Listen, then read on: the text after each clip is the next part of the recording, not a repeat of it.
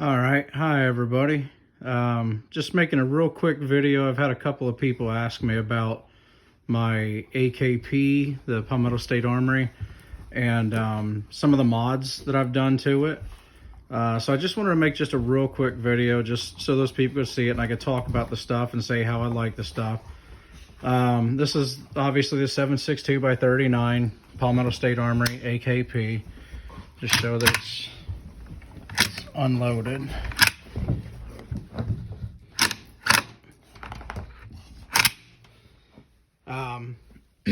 One of the first things I did was I really don't like the Magpul AK grips, so I went with one of the Tango Down.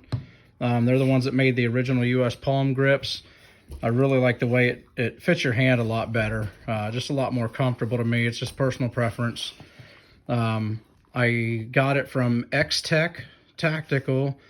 They are the only ones that I know of that make one in plum, and it actually matches the plum Magpul handguard and plum SB Tactical pistol brace. I think it matches pretty well. And it came from Palmetto State with the M4 adapter and the pistol brace already on it. One of the next things I did is I put an Armacon. You can kind of see the logo there. They're from Russia. I got them from Ivan the Bear Tactical. Great site to deal with. Really, the only negative I could say is that it does take a while to ship. It took about 5 to 6 weeks to get them because they do come from Russia. But the prices are phenomenal, much cheaper than what you can find at most U.S. retailers.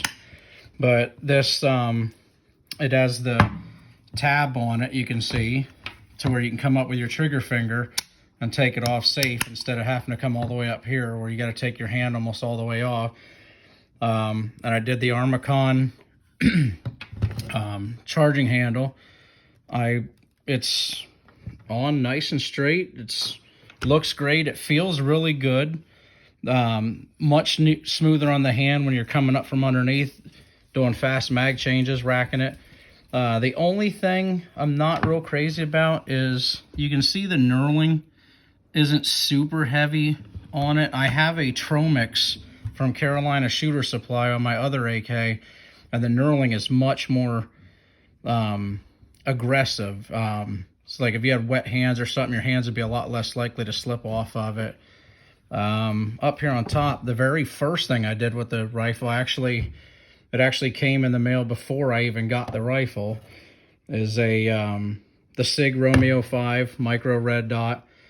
Phenomenal little optic, especially for the price. And you can see with the standard mount, it mounts actually low enough that it co-witnesses with the factory irons, lower 1/3. I don't know if I got a later model maybe. I've seen some people reporting that the top rail cover, that little bolt right there loosens up.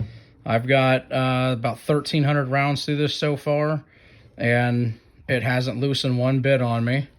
One of the other things, because this is a home defense truck gun for me, I think every home defense rifle needs a white light.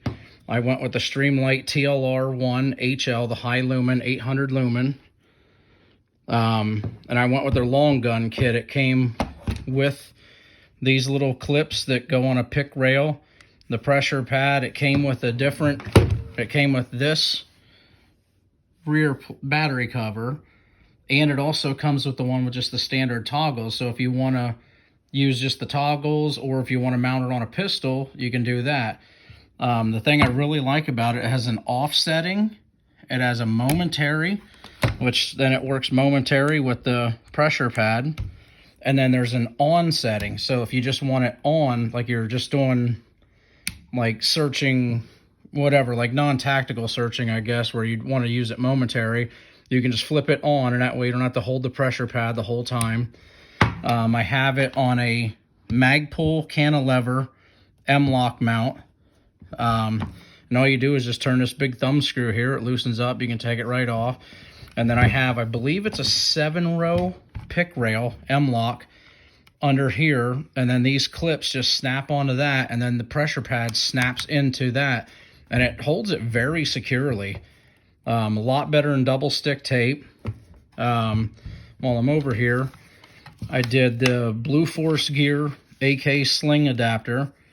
It uses a steel cable with like polymer coating on it, and this one ball, it pops out, and it's a fairly quick detach, but when you don't want it to, it's very, very solid and secure. I've never had it come undone accidentally.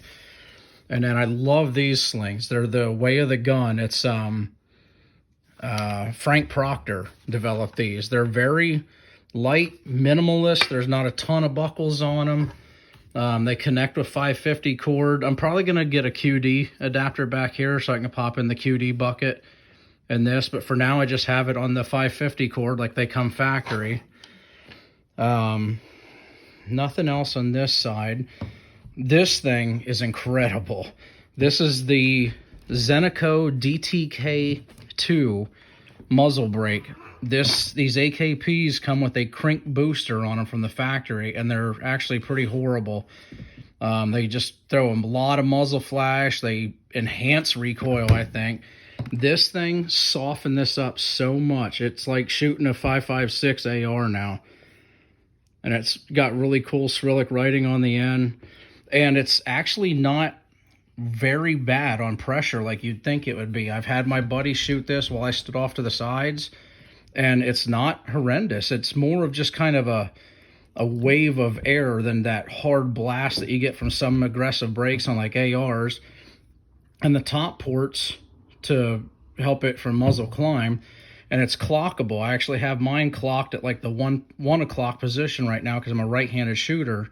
So it actually pushes down and to the left because a right-handed shooter, the muzzle wants to climb up and to the right. Yeah, that thing is phenomenal. I got that, the Armacon charging handle, and the Armacon safety lever, all from Ivan the Bear Tactical. Great prices. I got all of this shipped for what I've seen most of these selling for in the US, just the brake. Their prices are incredible. Like I said, the shipping's long because it comes from Russia. The magwell on these are phenomenal. I've got Toth tool mags. I've got Russian bake lights, Tula and Izzy's. I've got various Comblock steel mags, Magpul Gen 1s. I have a Crapco. Everything fits in this. Some are a little snugger than others, but everything fits, and nothing is actually like loose in it. So they've got the magwell perfect on these. And then quickly, last but not least, I did the ALG AKT enhanced trigger in this. The factory trigger was a little long and just kind of mushy. There wasn't a lot of feel. It would just pull and pull and then boom. Like, it didn't really have any feel to it, and then the reset was pretty long. To where these are phenomenal. These things are incredible. I have a G2, Tapco G2 in my other AK, and that's a good trigger, but this thing blows it out of the water. They do require some fitting for install, so they're not just a drop-in like an AR, but it's easy. I mean, if you have a little small file, you can do it. And other than that, that's about it. That's a wrap up on my Palmetto State Armory AK-P in plum and all my upgrades that I have done to it. All right, guys, thanks a lot. Y'all take care and stay safe out there.